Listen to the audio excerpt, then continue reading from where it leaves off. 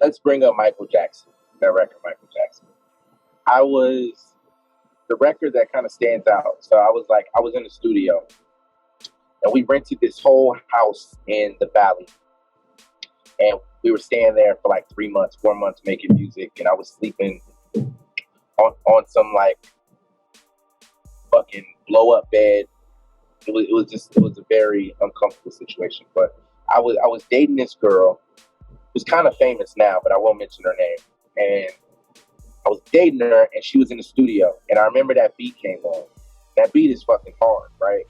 And I went in the studio and I rapped like some corny shit. It wasn't corny, but it wasn't tight. It was just like, it wasn't tight. And I remember her walking into the booth and she grabbed my nuts and she said, nigga, you're David Sabastian. She's like, you gotta put some blood into it. Like, you gotta like slow it down and just like feel yourself. Like, just feel yourself. And when she grabbed my nuts, it made me think of Michael Jackson when he used to grab his shit and be like, yeah, you know? And this is a true story. And she walked out and then the song came on and I said,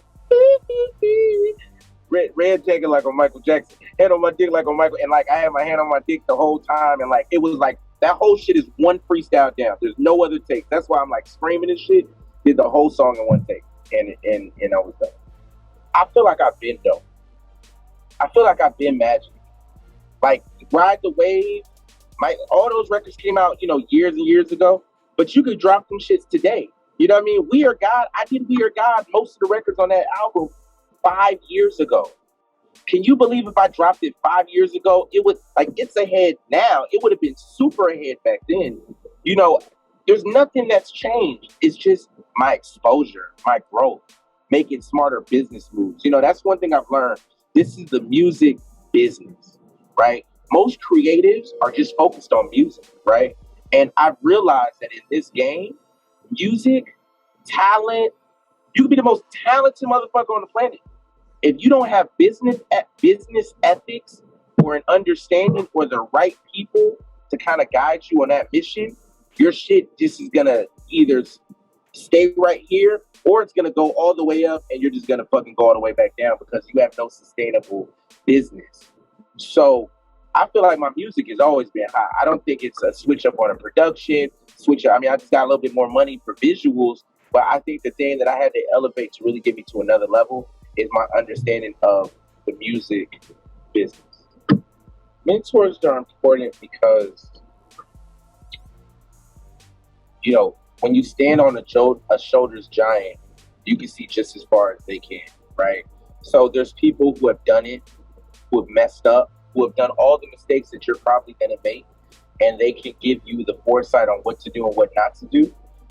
Mentors are a little tricky, though, because I've had my fair share of good ones, and then I've had my fair share of like exploitative, just ones that want to exploit you, right? Because a lot of times, old heads will see like this young, youthful energy, and they'll want to like frame it as I'm your mentor, but they're really just sucking your creativity like on some vampire shit and utilizing all of your essence to kind of like further their agenda. So you got to steer clear of that. Like you have to find like very good-hearted, selfless mentors who just want to see you win, right? But the ones that kind of look at you as a dollar sign, you got to steer clear of those. But I've had many, my good friend Tracy Mills, who's, a pioneer in the fashion industry, I've known since I was 16. St. John, one of my first managers who kind of helped me during that whole period.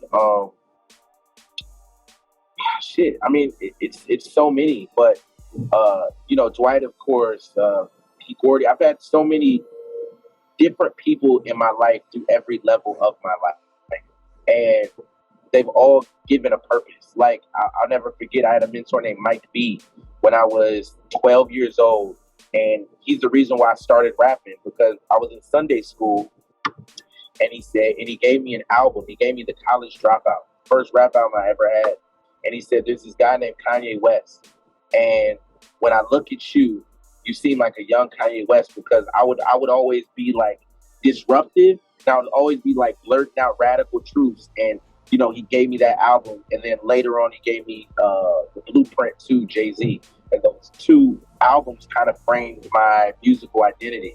But yeah, man, you know, you got to keep a mentor. I have a mentor in finance. I have a mentor. What do you call a woman who's a mentor? Mentor. Mentis. I have a mentis right here. Yeah.